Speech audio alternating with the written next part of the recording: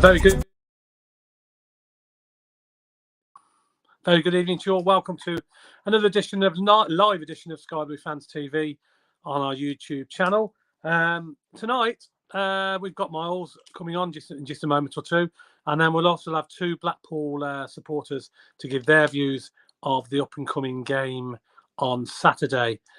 10 points then from the last 4 games. Not bad, I suppose, when you think about it. I think we would have snapped your hand off if we'd have said that before. Myles, good evening. Yeah, good evening, Ken. How are we? Not too bad, mate. All 10 good? points from the last 4 games?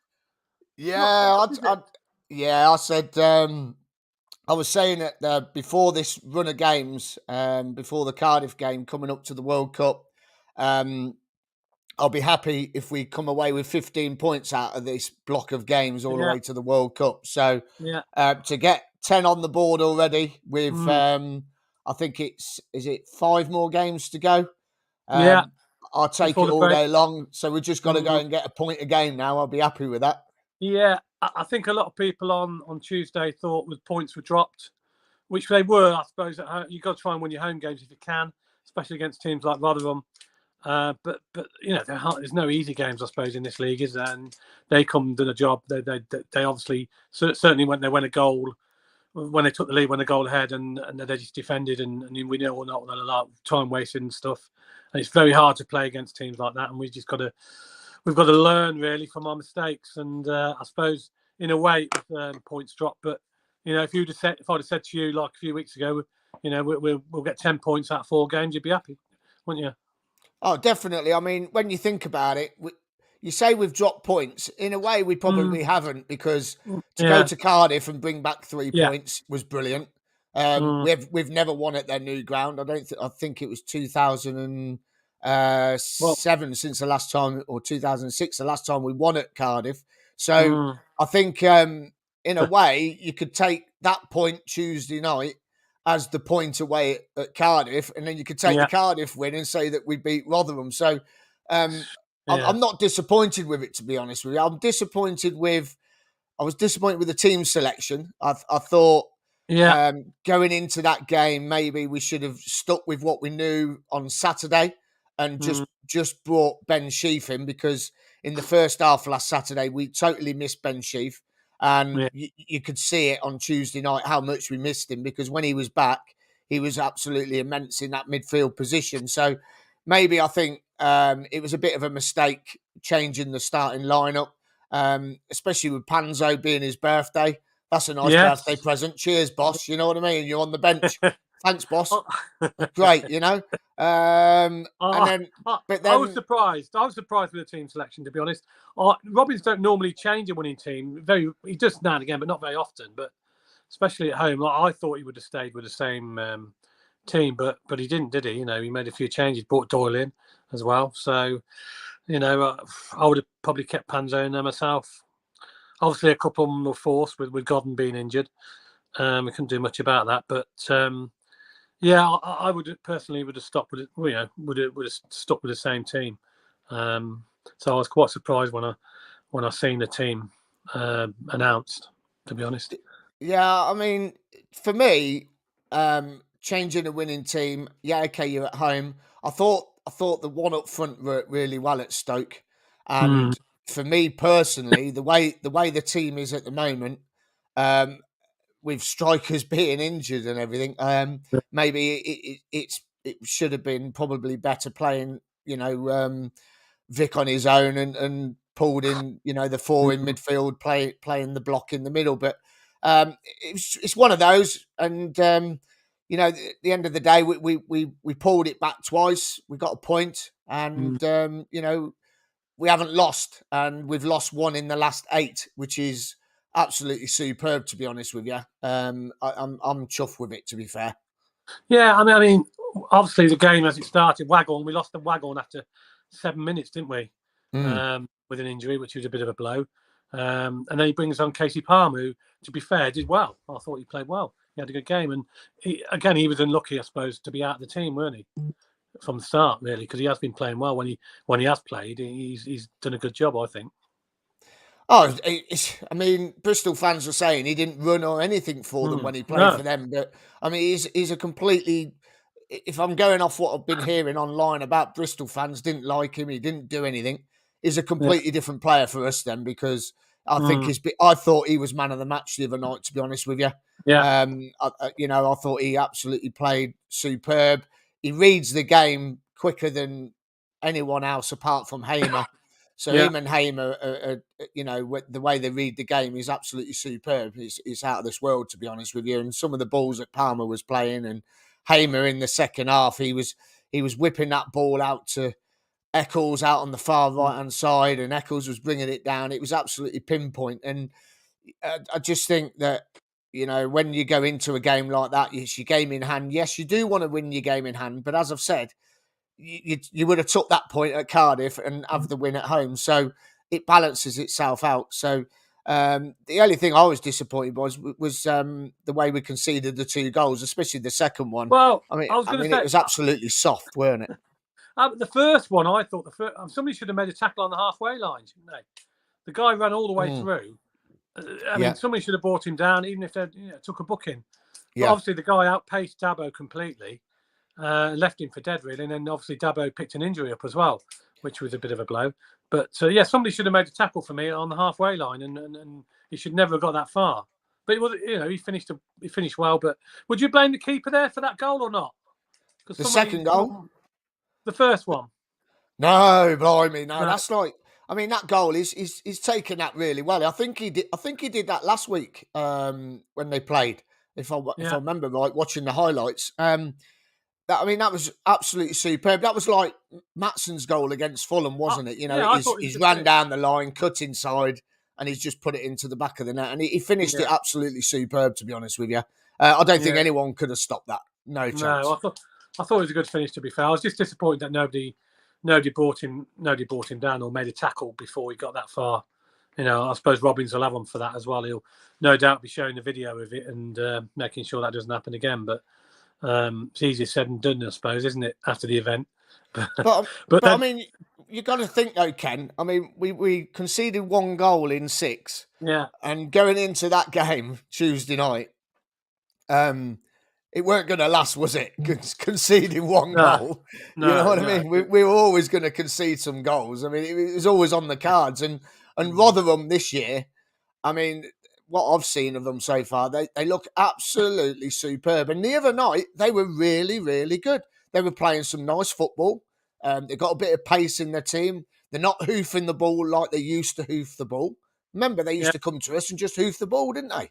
They did, yeah, and they seemed to be well organised, didn't they? They seemed to know what they're doing, and they had some decent players in decent positions. So they did surprise me a little bit.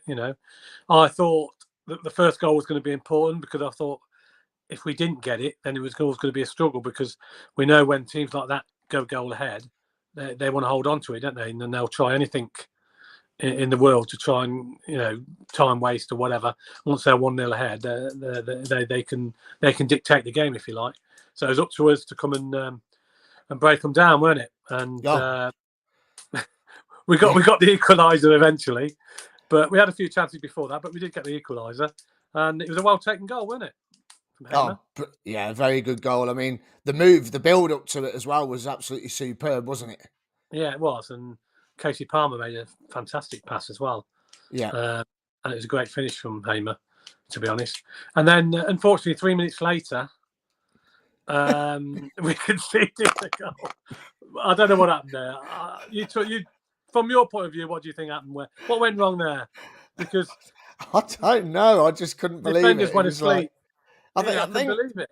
Didn't it come from Kane's free kick? I think Kane got a free kick down in the bottom corner, and we just didn't capitalise on the free kick. We've given the ball away, and they've gone and I think Wilson got onto the ball, but the players just jumped over Wilson, didn't he? And the ball stuck to him, and he's just put it in the back of the net.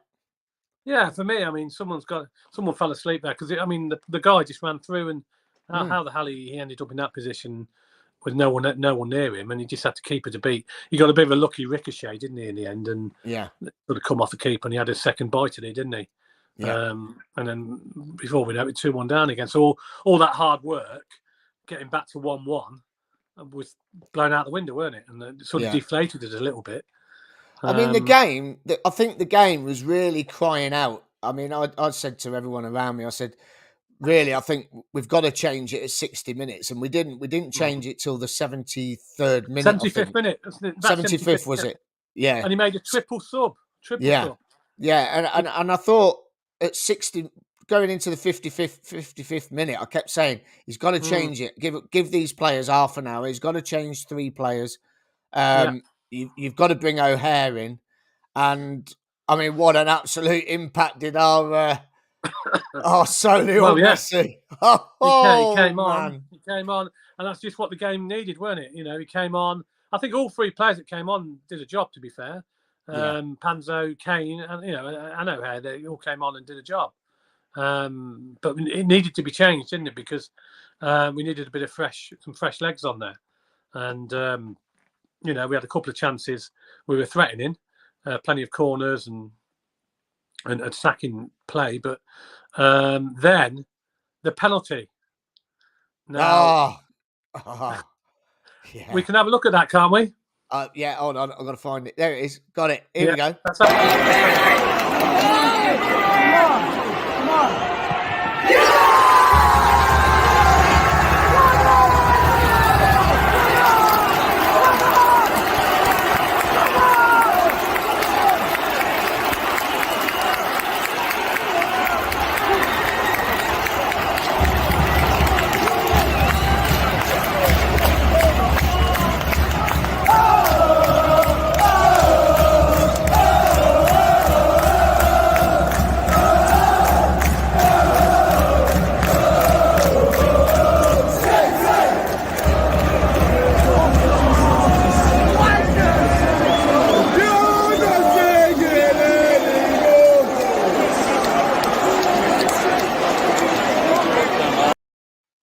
Yes. Sorry about the language. Yeah. Well, I think people are getting a bit excited.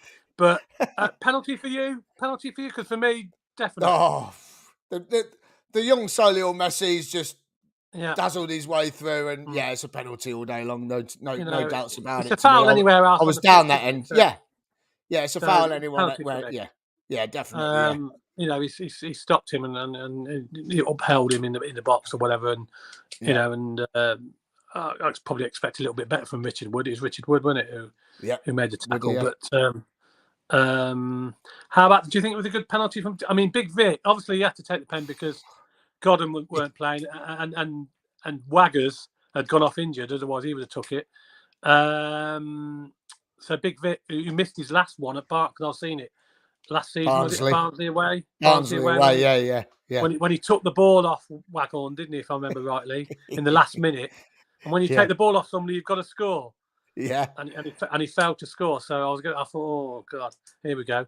But fair play to him. He put the ball in the back of the net, which is what was needed. But yeah, for me, definite penalty, and that's a second penalty on the trot we've had, by the way, at home. I know. We don't get that many, do we? There we are in the crowd having a go at the referee, and he's the worst referee ever. Against Sheffield United, we got away with one, and then the other night we got away with one. But but just hold on a sec, Ken. Just a sec. The 2 lads who are here from Blackpool, so we'll be getting them on very shortly. I've just seen them watching the penalty there, and old Lee Charles there, he was dancing in the background when we were singing. Let's hope we get another one on Saturday. I won't complain if we get another one. Bring them on. But in the end, I thought, and then obviously we had a great chance right at the death, didn't we, with Hamer's free kick. If that would have gone in, it would have gone crazy, wouldn't it? Yeah, definitely. Hey, listen, we got some comments here, Ken. Yeah, we got some comments, right? So first of all, where are we? Let's go to the top. We've got loads at the top here. Glenn's come on. He's gone. Evening. Who plays right wing back on Saturday? Kane or Eccles? Given Dabo injured. Ooh. No, for me, Glenn, I'd go for Kane because I prefer Eccles in the middle of the park. To be honest. I'll give Kane a shot. He didn't do too bad when he came on, to be fair. And I just think Eccles' best position is in midfield, and that's where he got the man of the match for me in the previous game. And he's been playing well. He plays well in that his best position, I think. So yeah, for me, I'd put Kane in there myself. How about you? Well, I'd put Eccles in there, and I'd bring O'Hare in. Right. Okay. So with Palmer, do you not prefer Eccles in where his proper position in the midfield? Yeah, he's good. He is good, but the manager trusts him to put him at right back, like we did last week against Stoke. Right. He slotted him straight back into the against Sheffield United, weren't it? Sheffield United, yeah. Yeah, and then on Tuesday night he had the trust in him to slot him back to right back as well. So I'd go Eccles, and I know people are saying don't rush O'Hare, but I think the lad's ready. From what I've seen so far, okay, it's only been 20 minutes Saturday, 20 minutes the other night. I think O'Hare's ready. You think he's ready for a start? Yeah. Him and Palmer in the midfield. I think they'll with them two on there, I think we'd give a big high press. And that's what we've been missing, because Alan sort of sits back a little bit. He gets halfway between I keep saying this week in, week out. He gets halfway in between the 18-yard line and the halfway line, and he stops. He doesn't go any further. O'Hare and Palmer, they chase it down all the way to the byline if they have to. They just keep chasing and chasing and chasing. So for me, I'd put Eccles at right back. He's a bit quicker than Kane as well. He's got a good little cross on him as well. So I'd put Eccles in there, and then behind Palmer and O'Hare, I'll put Sheaf and Hamer all day long. That's our midfield, I think. So you drop Jamie Allen then?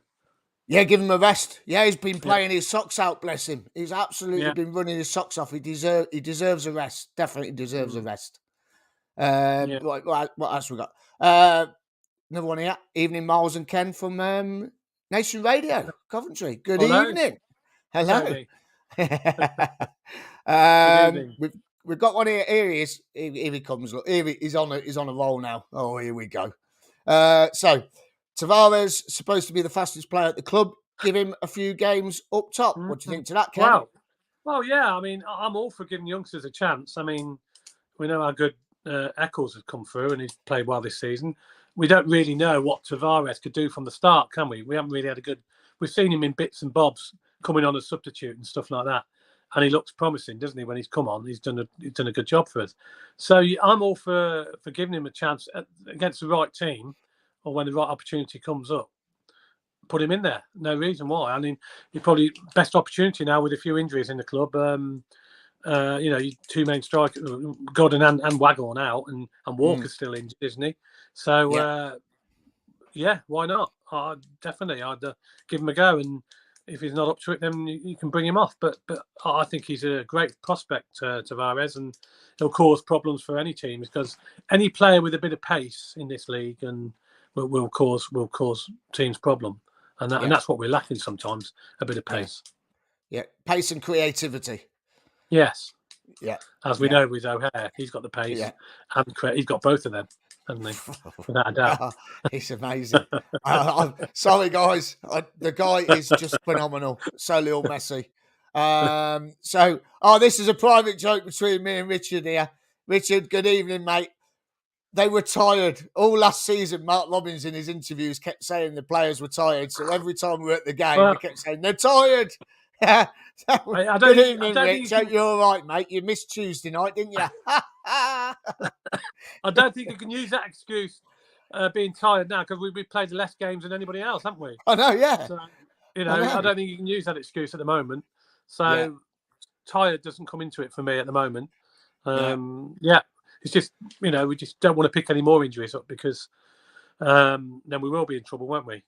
Yeah, definitely. So that's what we've got to be very careful of. So are we ready to bring the Blackpool lads in? Not yet. Got just a few more comments, because we've got loads. Right, go on and go to comments, yeah. Okay, so we've got someone watching from the tavern. Good evening, Jacko. That's brilliant. Someone down the tavern watching. Fantastic. So Glenn comes in. He says, it was a good game of football. Pay credit to Rotherham for the 2 good moves for their goals. But we could do so much better on both of those goals. Yeah, we were just saying earlier about them, weren't we?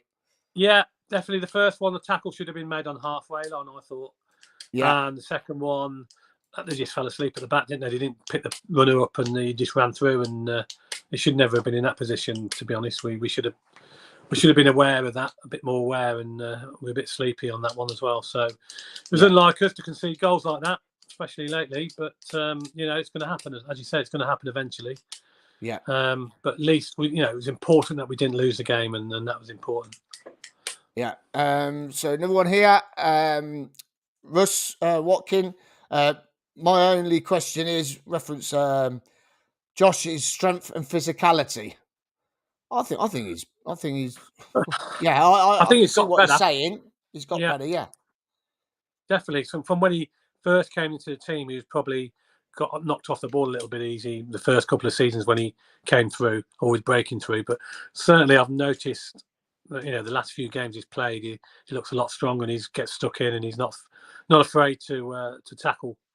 So I've been really impressed with him this season, and I think he can only get better. He's only a young lad, and he's going to only get better.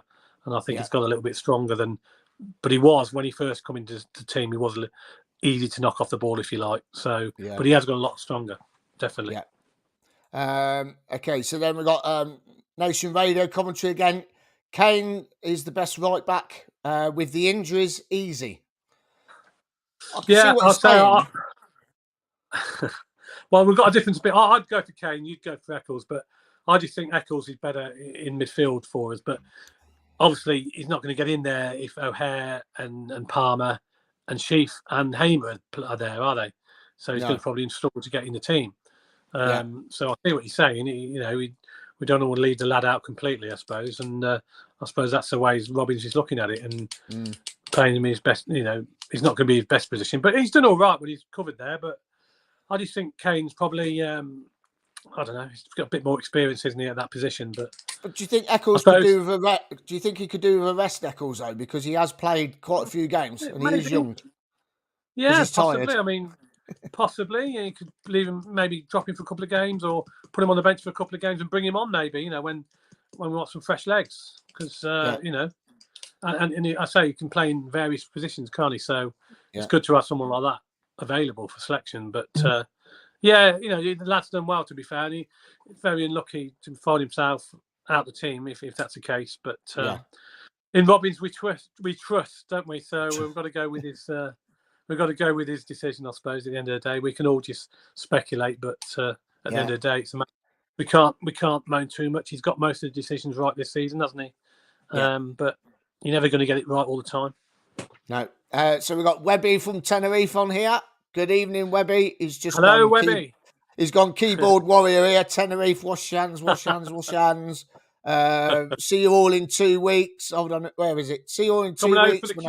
QPR game, isn't it? Don't tell me. Yeah, he's coming over for the QPR game, and he's in the box with Boosty. Oh, is he? Yeah, that's what he always says to me. What else we got? Good evening, Webby. Anyway, welcome, mate. Official Flame Esports team: Panzo or Doyle or both on Saturday? Panzo for me. Panzo for me. Yeah, all day long. Yeah, definitely. Doyle's a good player, and he will be. He's a good youngster, and he will. He's another one. He's only 19, so he's going to get better. And you can see he's a good player. But I just think at the moment, on current form, I'd go for Panzo. But Doyle's done well for us, and maybe he's having a little bit of a rest at the moment. But he'll come back as a good player. He's a good youngster. There's no doubt about that. But at the moment, I think I'll play Panzo. Yeah, definitely. So. We're ready for the Blackpool fans. So shall we have a little break first, and then we'll get the Blackpool fans in, let you introduce them all? Yeah, we'll have a little break, and then we'll come back. Ken's gone. We'll come back with the views of the opposition from Saturday. We've got 2 Blackpool fans coming on. Right, let's just get rid of that a minute. That's gone. So, a little bit of a couple of adverts for you, courtesy of our wonderful sponsors.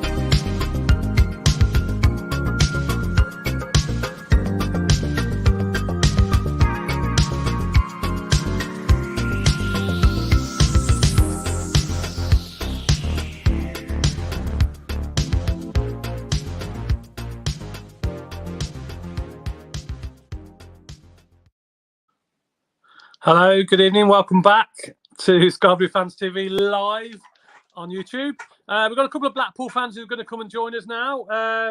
Lee Charles and Adders, welcome to the show. Hello. Hello, good evening, both. How are we? All right, thanks. Great. Good. Great, yeah. Good. Yeah, we're all happy. We're all happy. We've got the song of the season, haven't we, with Charlie Patino? We're happy. We're happy with it all. Well, that's good. Everybody's effing P&E after our song, so that's good to know. Yeah. Whole country's behind us on that one. That makes us feel great, doesn't it? Was there a few problems up there when you played them? Not during the game. There's a few. Only their back four. Yeah. Yeah. And their supposed best keeper in the division.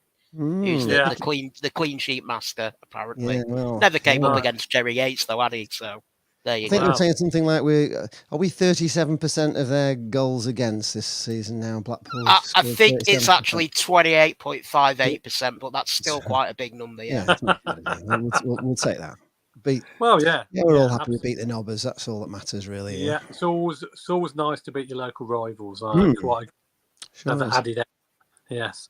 Okay, then, Lee, we'll start with you. Season so far for you. Tell us about your season so far. And I know you had a great result against Preston, obviously, but how about the previous games and results, and how's it gone so far for you? Bit of a mixed bag, really, to be honest. Every time we get going, something goes wrong.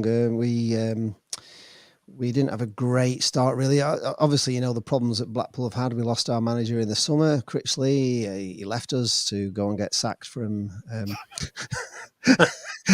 from Aston Villa, which is all too much to our merriment. He's lasted 4 months there, but he left us and we loved him. And we got Michael Appleton in, which was a bit of a shock to quite a few Blackpool fans because he'd already been here before.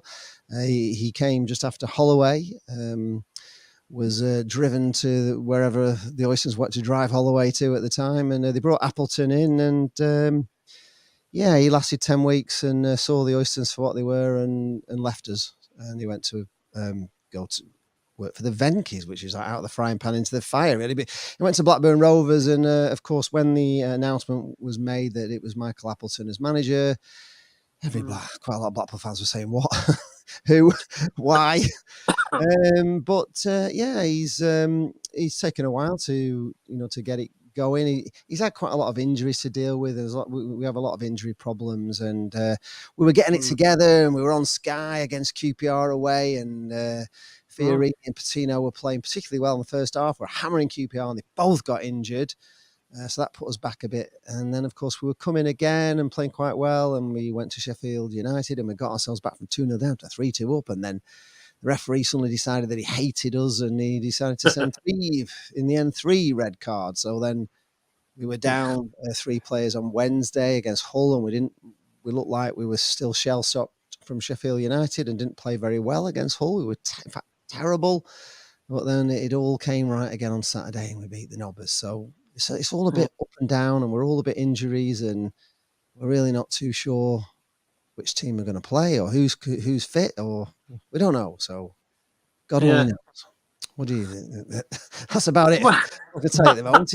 It's kind of half good and half bad. So it's a very tight league, isn't it? So a couple of wins could get you up in the top half, and a couple of losses could have you in the bottom.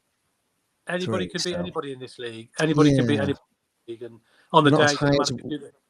We're not as high as we'd like to be at this moment in time. We'd like to be a little bit higher, but we're down there, and we need to string a few results together, really, which is something we haven't done yet. We haven't managed to. I don't think we've done back-to-back wins yet. So yeah, about time we did. Okay, Adders, let's bring you in now. Good evening, mate. What's your expectations for the season for Blackpool? Where do you think Blackpool can finish in the league? I think realistically, tempers have to be managed a little bit. I mean, it's all well and good. Like, you have that first season back in the Championship, you get 60 points, you finish 16th. And on the surface of things, you think, it's pretty good first season back up. But I think the performances towards the end of the season, you could see a lot of players are on the beach. I think last game of the season, we got hammered 5-0 away at Peterborough, who ended up getting relegated. maybe there was stuff going on in the background with Critchley. Maybe they'd mentally checked out a little bit. Obviously, losing your manager before the pre-season begins, that set a lot of the transfer business back a few weeks while we had to appoint a manager. We missed out on a lot of key targets. There were so many deals that were virtually done and dusted and signed, and clubs offering record amounts of money to keep players at League One clubs, and players passing medicals, but Blackpool saying, oh, I don't quite like that, and they end up going signing for other clubs. So, yeah, there was a little bit of, I wouldn't say discontent, more like disappointment. And I think we've got to realise that this season's going to be a lot more difficult. There are no clubs going into the season on minus points like last season. That obviously give a team like us a bit of a leg up on that first season. To answer your question, I said it before a ball was kicked. If we finish 4th from bottom and stay up, I'll be happy. Going off this month alone, it's been a very tough month. Lots of games being crammed in because of the World Cup. I'm sure you guys are suffering from injuries just like a lot of other teams are. We've had some tough games. We're very unlucky against Norwich. If it weren't for an individual mistake, we would have got a 0-0 out of that one. We then went on to beat Watford, got a very creditable draw with 9 men away at Sheffield United, which we were seconds away from winning with 9 men. Literally conceded in the 98th minute. I was going to ask you there about that game because it's quite bizarre when there was a few red cards. And did the referee lose the plot, or was it? The referee never had the plot to begin with. Believe it or not, I'm not one of these fans that's absolutely completely biased. My view of that game was, first half he gave us everything, and I think that he must have got an earful from Heckingbottom at half time. And in the second half, he's gone, I'm just going to even it up and give everything Sheffield United. Because honestly, the decisions were absolutely baffling. I've got no issues with the 2 red cards that happened during the actual match itself. But the one where Shane Lavery, who's serving the final suspension on Saturday, he got wrestled to the floor by their keeper, Fodringham, and apparently that's a red card offence. Right. So, go figure. But, to answer your question, we've been playing all right this month. If you take away the Hull performance, I've been very happy with how we've played this month. And that's just typical Blackpool. We'll go away to places like Burnley, like Sheffield United, your so-called fancy teams, and put in good performances. Then the one team I was very confident we'd beat this month, we were absolutely minging and deservedly lost 3-1. Yeah. Well, as I said earlier, I said anybody, talking about referees to start with, I mean, we've had a few bad referees this season, haven't we, Myles? Referees for us have been awful.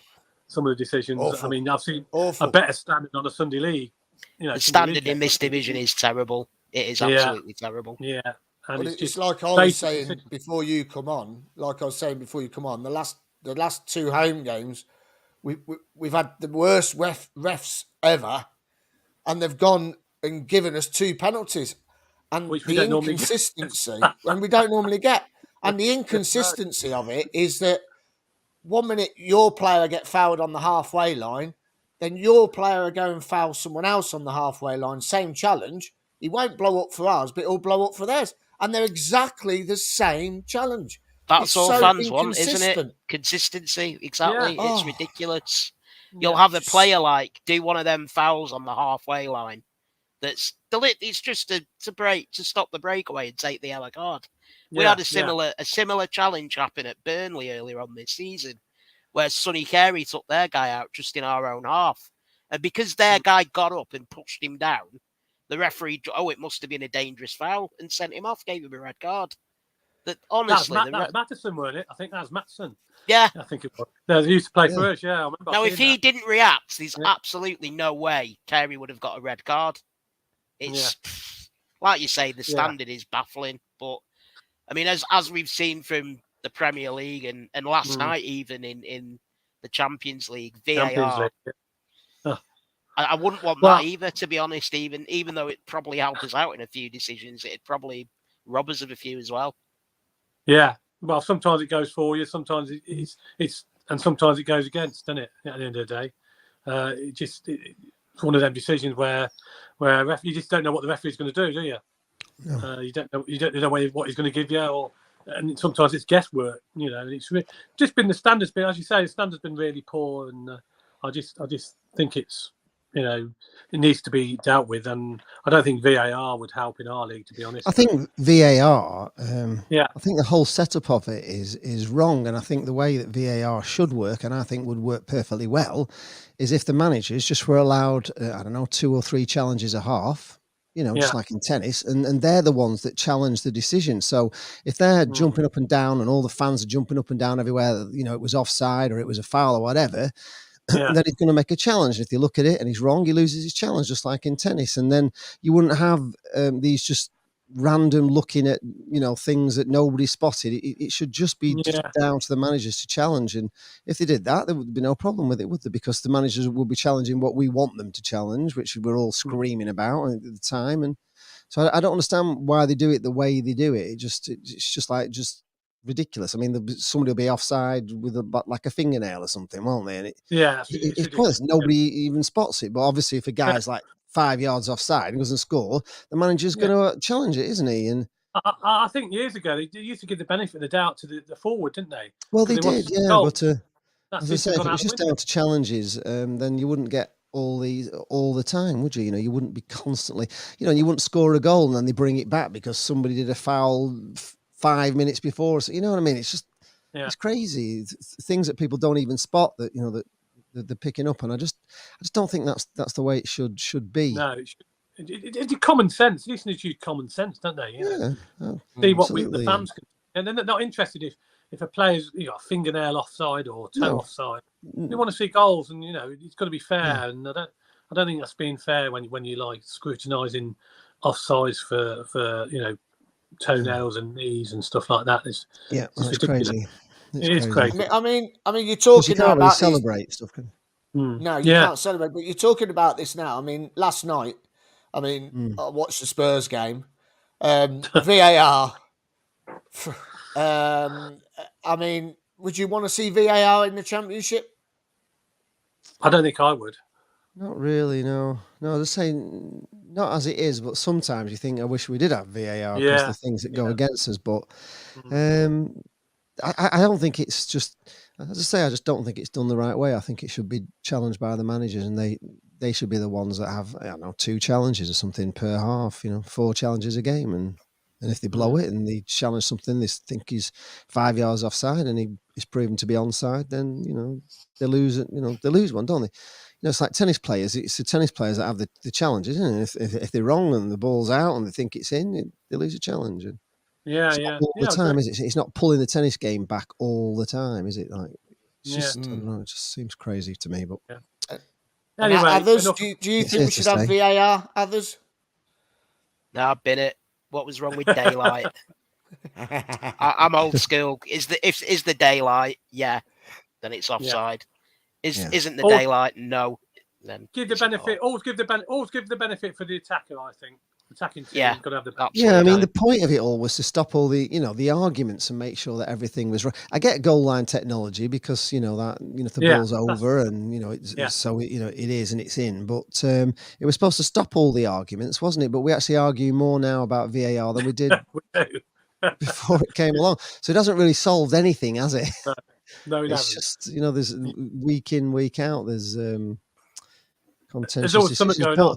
But the weird thing is, Joe was saying before that we had Sonny Carey sent off for a challenge, a red card, and on that same Saturday there was 2.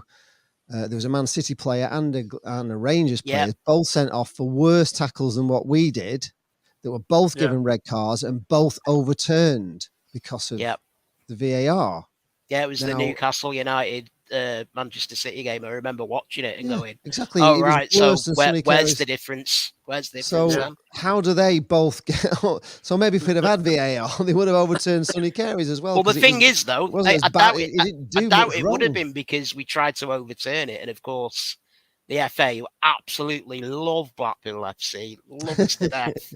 They're always getting us in meetings and throwing yeah. fines and charges at us. They said it. They said no, you can't appeal it. It's a red card. So nice one. Well, Great. Like you were saying, consistency. That's all you want in football. Yeah, and I think fans are not stupid. They pay their money. They want to come and watch a game of football. Ideally, we want 11 players on the pitch, each. We don't want to see players sent off for nonsense, and stuff like that. No. Deserve sending off. It's a deserve sending off. But for little, stupid things which we've seen in the past, and we don't want to see that. Well, anyway, Lee, tell us about the players we've got to look out for on Saturday. Who should we be wary of? Well, Jerry Yates at the moment because he's on fire, really. Charlie Patino because he's... he knew the place to go. He knew the place to go. Yeah, he did. He's he's going to be a talent, this young lad. Arsenal have got themselves an amazing player, and I think you'll see him playing for England in the end. He is just class, there's no doubt about it. I don't even know who's going to be playing. I really don't. You got no players left, have you? I know. It's getting that way. It's Gary Medina play. He's a goal machine, yeah. Well, even he was 50-50 to play against Preston. He's been playing with a groin injury for the past few weeks. So we're not... to be honest with you, I don't know really about that's it really. I'm just going to tell you the only one to watch is Jerry H. All the rest, I couldn't tell you who's going to play. So, well, I suppose you got a few injuries. He's a bit like us, really. We're down to the bare bones. We had a couple of injuries during the week, which we could have done without, to be honest. We've got a couple coming back. Got O'Hare coming back. Hopefully, he played sort of 15 minutes on Tuesday night against Rotherham. Hopefully, he might be ready for the start. On Saturday, well, we're hoping so, aren't we, Myles? We're hoping he starts. Well, Myles is anyway. Oh, yeah. Definitely. Yeah, definitely. I've got a request here, Ken. Glenn's asked, can our Blackpool fans sing us the Patino song? Yeah. Are you allowed to swear on your channel? Yeah, carry on. We don't care. Take it away, Lee. I know Lee starts off. I'm not going to sing because you'll just lose everybody in the stream if I start singing. Trust me, but it starts off with the words Charlie Patino. So Charlie Patino, he knew the place to go. He said he'd never seen. He said he'd never seen the boys in Tangerine. Do you want to carry on with the rest of it? Can you sing it? Or? Go on, I'll do it. Go on, sing it. He felt it everywhere. He breathed in the sea air. And then he said to me, I fucking hate PNE. Charlie, that's it. I just got round from that. And then just repeat for about 25 minutes. Yeah, now listen, I've got to ask Lee this. I've got to talk to Lee about this. Now, Lee, I was at Blackpool last season, and I took a video of our fans singing "He's Brazilian." Right? Yes, I got a video. It's got over 10,500 hits on YouTube. Just that song. Yeah. Now, after the game, was it you and your partner? Yeah, we didn't know the words really, but we liked it. Yeah, you and your partner videoed straight after the game, and I watched it the next day. And you and your partner were like going, I think they've got a player he's Brazilian, and they all think he's fucking brilliant. You loved it, didn't you? You loved it. Yes, I did. And we sort of took that, our version of the song, which was the Josh Bowler song, as you remember, but it didn't quite have the same sort of buzz without the, they think he's fucking brilliant. It was the best bit of the song, you know what I mean? It missed that sort of, it didn't have that, that joie de vivre or whatever. It's you've got to pull that effing in somewhere, haven't you, to get a good song. It doesn't work otherwise. But yeah, the Josh Bowler song was a bit, didn't match up to yours, I didn't think, but. Well, Myles, we were just like... Myles, you can sing it, can't you, Myles? Can't you sing it? Oh, no, I've got a cold. I can't. He's Brazilian. He's Brazilian. He only costs $1 million. We think he's brilliant. That's the one, yeah. I'm not and I was saying at the time... I'm not allowed. We don't even have players for £1 million at that time. Millions a lot for us. This was our first £1 million player for about 10 years. we don't spend millions at Blackpool. No, No, we don't. he's a fantastic We don't player spend any money. We don't spend any money. Oh, well, you like us. You like us. You just, you don't want to. I don't think you need to half the time. We went into the Premier League with Holloway, and we didn't really spend a lot of money. We borrowed players from the Championship. We signed. I think DJ Campbell was our biggest signing at the time. Was 1.25 million, but there was actually a release clause in his contract that he could go if somebody came in for 1.25 million, and somebody did. So it didn't cost anything really. We just had him on loan for a season really. And Charlie Adam was $500,000. David Vaughan 350,000. So these players, were not, and they all became sort of household stars and household names in the Premier League, but nobody ever heard of them. And there was the thing where Holloway made about 9 changes to the team at Aston Villa, and we got fined. But half of the players, that were playing, the first 11 were no more famous than we didn't have any stars. So it wasn't like he was playing a weakened team or anything. He actually played a team that actually, played more after, the Aston Villa game anyway. People like Matty Phillips came on at Aston Villa, and Marlon Airwood came on at Aston Villa. So, these were players that became regulars. So and we got fined for it, for making so many changes. But, he was saying, that it's my squad. I've got a 25-man squad. Why can't I play? They're all as good as each other. It doesn't make any difference. But no, we got fined for it. And we were unlucky at Villa. That's the league for you, isn't it? They all seem to think they know better than anyone else. Well, that's it. I mean, you could get sort of players at Man City, so probably around 50 million, 60 million, and then there'll be other ones that are not quite as good. But ours were all just much of a muchness. There wasn't anybody who you would say was a superstar or worth a lot of money. So it's just garbage. But yeah, we just and we did all right in the Premier League. With players that didn't cost a lot of money, and I actually thought the Oysters did the right thing, which was what I would have done, is go in the Premier League and take as much money as not spend a lot. If I come down, you've got all that money to spend on the team. But the only problem with them is they didn't want to spend it on the team. They just took the money. I mean, I was thinking they'd have this massive, I think we've got £96 million to spend in the Championship's a lot of money, isn't it? Yeah, Lee, why would you buy players when you can buy a woolly mammoth skeleton? Well, that's it exactly. Yeah, the Oysters. They'd rather buy a woolly mammoth. Yeah, but and I'm thankfully it all came back to bite them on the ass in the end. Because of the things they did to their minority shareholder. But yeah, we're all at Blackpool basically happy just to be back watching football.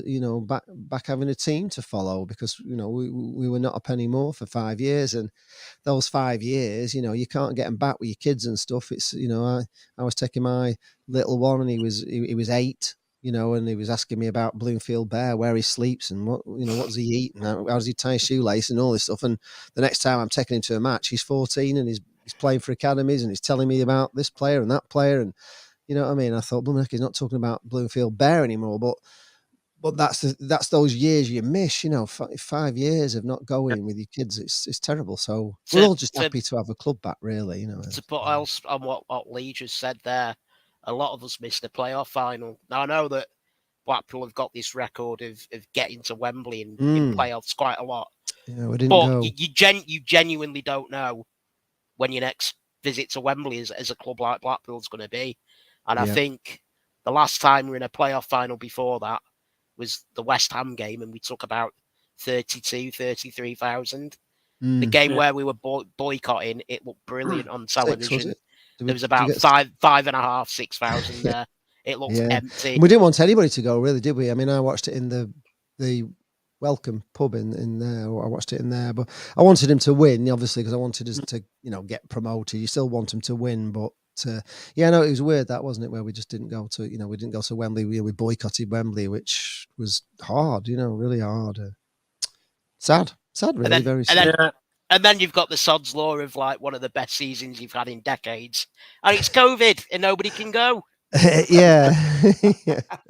Yeah, the minute we came back, we didn't even last a whole season, and then we were off again for another year. So we've missed quite a lot of football. So it's just great, really, and I think Joe probably agree with me on this, that we quite like the Championship. In fact, I would actually say I prefer it to the Premier League, if really, apart from the money that you get from the Premier League, but actually being in the Premier League, it's well, you don't get as many games for a start off. There's not as many games you're watching, and you have loads of weekends off. They move your fixtures around all over the place. You never play on a 3 o'clock. You're playing on a Friday night or a Monday night or a bloody Sunday afternoon or a Saturday lunchtime, and they changed things like only a couple of weeks before, and you've made plans and stuff. We were Man City at home. It was my youngest one. Then it was his birthday party. We had a swimming party arranged for the Saturday, and we're playing Man City, so we switched it to the Sunday.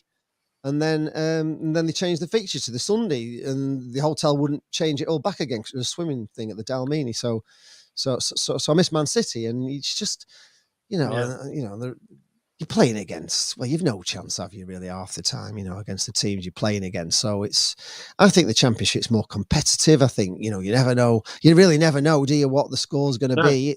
It's hard to, if you were going to go in a bookies and say, try and back 4 homes, it'd be hard to get them right, because honestly, it's just everywhere, isn't it?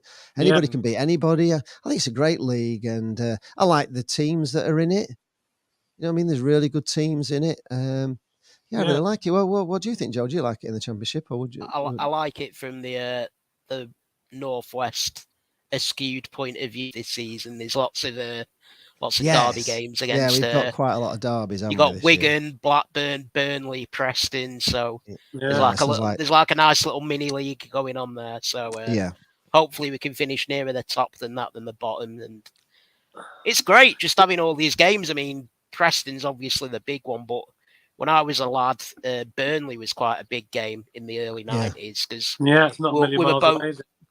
were both going for the old Division 4 title back in the day. So it was very rare that back in 1991-92 you had crowds of 18,000 for an old Division 4 game. But it was great. I think Burnley was like, because Preston were a division above us at the time, Burnley was like the first rivalry, and then once we got promoted, it went to the I think he's just dropped out, but I was just going to say, you're talking about the Championship. I was looking at it the other day, yesterday I think it was, with a chap at work. And when you look at the league, I think there's only 4 teams in the league, if I remember right. Or was it 5? 4 or 5 teams in the league that haven't played in the Premier League. Exactly. So it's a very competitive, and your ground, it's beautiful, isn't it? I know I'm kind of glad you're back in it. I know there's a lot of hassle with it and everything else, but it is a fabulous ground. We went last season. I was like blown away with how beautiful it is. I'm thinking, why can they not sort this out? And because it is fit for the Premier League, isn't it? If you get up, I actually thought last year that I thought you were going to make the playoffs, to be honest. I was surprised, but I was talking to a Coventry fan after, and he was telling me that you were playing brilliant and you just couldn't score goals last season, which was our problem as well. But at the moment we're on fire with goals. We're scoring quite a lot of goals, so it's just kind of clicking together a bit. But at the moment the game is still on Saturday, but I'm just waiting for an update now, but something was just put on Twitter and then taken straight down about the CBS. So I'm not sure what that was, but today our ground, CBS Arena, used to be called Rico. The problem is, somebody posted on my Preston North End thread for some reason that the game was going to be played behind closed doors. But no, that's been confirmed today that it isn't. But something's just been taken off Twitter now. I've just been told, so I don't know. Is there a problem with the ground then, or something? I'm not. No, the problem. I'll tell you, the problem is basically that Wasps, who own the lease to the stadium, have gone into administration. Oh God. The rugby team who bought the lease, although Coventry City Council own the freehold of the property, because the Wasps have gone into administration. I think there might have been an issue with like staff and stuff like that, stewarding and stuff like that. But I believe, from what I believe, I think the game will go ahead as planned on Saturday. It's a right mess, isn't it? It's just a total mess. I mean, you're I mean, how many fans do they get in? Not many. How many fans? Not many. No, many. and how many fans are you getting on average? About 15,000. Well, on average, we're probably 18, 19,000 we're averaging this So season. why are they? That And just doesn't make any sense to me. 5,000, Why? if that. Well, they've got till the ground side of the business. If you don't know, they've got till tomorrow to find a buyer. So otherwise So they're going into. Well, there's no chance. Otherwise, the of whole that, is thing. there? No. Otherwise, the whole thing's going into liquidation. But as I was So just what does saying, that mean then? so for that the game. they're gone. In Wasps will be finished. Finished. Well, will you be able to completely. play there then? In that case. Well, this is what they're saying. So things were announced earlier that the club have said that the game is going to go ahead tomorrow. Okay. I've just seen something on our WhatsApp group, and they've told me that whatever got put up got taken straight off Twitter. So Right. something's going on in the background, not quite sure. But at the moment, the game is still going ahead. Yeah. Coventry City Council own the whole land. Yeah, but it's just a fiasco, isn't it? The whole It is a thing. fiasco. Couldn't do without it. I know you're going to you're supposedly going to be building a new stadium, but then you've secured the lease on this now, haven't you, for 10 years or something? Was that right? We have. Yeah. We signed a deal with them with Wasps, but obviously they've gone into administration, so that'll have to be all done again now because it was with Wasps. The deal was with Wasps, who have now gone into admin. So it's all a bit of a mess. It's a nightmare. But if we can get hopefully somebody, there's a few bids on the table, and maybe we can buy the stadium ourselves, which would be good. Well, that would be the ideal thing, wouldn't you? Really, I mean, let's face it. Now you're back in the Championship. It's it's a very good Championship ground, and it's an equally it would equally be good in the Premiership, wouldn't it? If you went up, it'd be perfect. It's beautiful. Yeah. It's really nice. It's one of the nicest. I think my favourite ground actually last year was Swansea. I thought Swansea. Their ground. It's so beautiful. I mean, it's so well done. The design of it is unbelievable. That the concourse that kind of goes round them. Have you been to Swansea? Yeah, I went last year. Big, wide sort of concourse all the way around, doesn't it? In the middle of it. So there's tons of room for disabled, and even walking up the stairs, they're as wide as they're like 30 foot wide, aren't they? The entrances and exits and lifts up, and oh my god, it really is a fantastic stadium. I think it's my favourite. I like West Brom's. Because it was like a bit of old school and new together. I kind of like that. Fulham's was great. Fulham's Fulham was brilliant. I like the whole Craven Cottage in the corner, and that big massive stand they're building on the. Well, it's up now, isn't it? But wow, you know what I mean? It's an amazing ground now. But I like the mix of old with new. I like that with anything. If you get a hotel and it's like an old hotel, but they've modernised it. So it's like a modern, it's a modern sort of old, I don't know, it's so cool. We went in a bar, so which game did we go to now? I can't remember. It'll come to me in a minute. One of the last games, we went to this bar that we had our lunch in a pub, and it was like a converted fire station. It was amazing. Oh, right. It was really, really nice.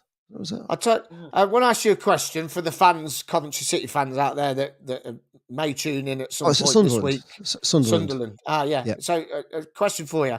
Because this is a first season, we're going to play at weekend in Blackpool. Where are not dodgy B&Bs? Where's the best B&B that fans can go and book into in Blackpool when we come up later in the season?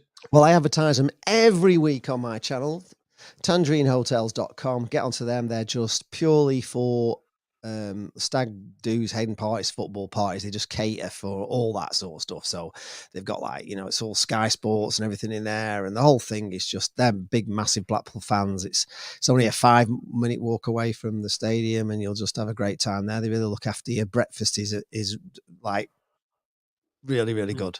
It's great. And I can't recommend anybody else at them. I advertise them. So there you are, Tangerine Hotels. You've got another plug there for free. I'm sure there'll be many fans coming to Blackpool's old school ground was brilliant for an away day. It says Wes. Oh, yeah. Why would it be brilliant? Why would the ground be brilliant for an away? I suppose it was just... Let's get that. Because there's a lot of fans. Yeah. A lot of Blackpool's old school was brilliant for away days. You used to have that sort of, well, they had the cop, but the cop roof got taken down and condemned in it. And then you only had like half the cop. They condemned the back half of it. So you used to just have like the front half of the cop, didn't you? If I remember rightly, it was just, yeah, it wasn't that great. We were all glad to see the back of it, but we used to like it in the old South Stand, the old wooden stand. It used to make a lot of noise, you know. It used to make a hell of a lot of noise. But Blackpool's makes a lot of noise anyway. But Blackpool's great for an away day anyway. Surely it's the first on anybody's list. Yes. You know, you can take the family, do the Pleasure Beach, and because every time we seem to play you, we always play you midweek. We have done the last couple of seasons, so it's just fantastic to play you on a Saturday. And if you can get it in the sort of the season, you know what I mean, as well. Yeah, if you can get it in the lights, you know, the summer season, it's great. You know, the eliminations run on to January. Well, March will just be all opening up again. Then really, it should be. I'm not sure if the Pleasure Beach start winter weekend, but it'll be all right, I think. Yeah, Wes says Mike the Braces is quality B&B. Mike the Braces is quality. Is it? I don't know. I've never heard of it. Never been. I've never heard of it. Have a look at that one. You got to remember, we don't stay in B&Bs, but there's loads of nice ones in Blackpool. I think it's somebody's staying at the hotel at the Ground. That's a hotel. Yeah. There is a travel lodge across the road as well. If you don't mind a travel lodge, I often stay in travel lodges and travel inns and stuff. They're all right. There's one literally right by the Ground. Right. Talking about fans, how many fans are you expected to come on? Are you coming Saturday? Yeah, of course we are. Yeah, we're coming on the coach. We're not. And how many tickets you sold? I don't know. You know? I have no idea. I would imagine it's not as busy as it was, is it? Because just the fuel and everything, it's just costing so much money, isn't it? Now, I think even fans coming to our to Blackpool, there's not as many as were coming because it's just the numbers are down. I would have expected over 1,000 if we'd have been like top half, definitely. I don't know whether we'll get 1,000 there or not, to be honest. But they might all be, there might be a little bit more extra interest in as we've just won 4-2. You know what I mean? There's a lot more hope in Blackpool than there was a little while ago. It's buzzed everybody up. So that's fair enough. Right, we're going to wrap it up because we're running a little bit behind schedule. But let's get a prediction off you then, Lee, for the game. Wow. Yes. Well, I can. Blimey. I mean, it's weird, really, because Coventry. I think you're a better side than where you are. You know what I mean? I'm surprised you're down there. I know you've had all the prop issues at the start of the season. You've still got games in hand, and I'm expecting this to not. I don't think this will be an easy game. I'd take another 1-1 draw now, but I'm going to hope for a 2-1 win to Blackpool. Keep hope. Keep hope. So people. Myles. I'm going to sit on the fence, mate, because as I said at the beginning of the show, from the Cardiff game to the World Cup break, I want 15 points. We've got 5 games to go. Got 10 in the bag. 10 in the bag. 10 points already. 10 in the bag. I want 15 points. I'm going for a draw. And I believe we'll shut up shop this weekend. I don't think we'll concede. And I'm going for a 0-0. 0-0. 0-0. Exciting game, but 0-0. Wow. 0-0. I'm going to be a bit more enthusiastic. I'm going to go for goals. I think there will be goals in the game. I think it'll be close, though. As there's no easy games in this league, as we know. We're all disappointed on Tuesday that we didn't win. We came back from behind, which was good. We were happy with the point in the end because we were losing twice in the game. So I'm going to go for a 2-1 victory. Very close, but 2-1. Yeah. And I'll be well happy with that. That's what I'm going to go for. I'm going for 2-1. I think Athers was going to say 3-0 to Blackpool, so I'll just... Yeah, you'll get it in for Athers. Well, I don't know what happened there, bless him. I don't know. We've lost him, haven't we? He just disappeared. That's fair enough. We're going to remind you before we wrap up that competition we've got going on, to win a signed copy of Tommy Hutchinson's book. Tommy was on with us, of course, last weekend on our pod. And the question was, who did we sign Tommy Hutchinson from back in the 70s? What club did we sign Tommy Hutchinson from back in the 70s? That's to win a signed copy of Tommy Hutchinson's book. And answers Well, you got to listen to the pod if you can, and send the answer to our socials. So on all socials, Instagram, Facebook, or you can send an email to skybluefanstv@gmail.com, and that's going to stay open until next Sunday. So you've got plenty of time to get your entries in. Right, that's it, I think. Thank you very much, Lee. We had a great time, by the way. I forgot to mention if anybody ever wants to check it out, but we did the football tourist guide to Coventry. I don't know if you have you watched it, our football tourist guide? I did see it. It's fantastic. Yes, it was great. Honestly, we did the cathedral and we did the old street and Spond Street. Yeah, Spond Street, yeah, and we did the Sergeant Bilko Museum, which was really kind of cool. It's a lot of Coventry fans didn't even know it was there, but yeah, a real big Phil Silvers fan he was. It was it was great, and the whole thing was just really nice. We really enjoyed Coventry. Was that the Lady Godiva as well in the Lady Godiva statue? Yeah, of course. Yeah, we caught that as well, which was kind of cool. Yeah, I think you went in the Motor Museum as well, didn't you? Yeah, we did. Yeah. We started out. Yeah, we did, and that was great as well. Yeah, no, our whole time at Coventry was really good, but obviously we're not going to do that again, so that's why we're coming on a coach. But it was a great day. I'm sure you'll enjoy your. I'm sure you'll enjoy your trip. Hopefully you won't take any points back with you, though, and that's where it will start. Well, you kind of go away, don't you, expecting to lose. It's one of those things where anything's a bonus, isn't it, when you go away? It's, you quite often expect to lose. But, I'm expecting a tough game. I know Coventry, pretty decent side, so. Okay, well, thanks very much for joining us tonight, Lee. Thanks for having me on. Hope you did you proud. Best of luck to your channel and everything. Good luck to you, and good luck to your channel as well. Yes, and we'll see you in March, hopefully. Yes.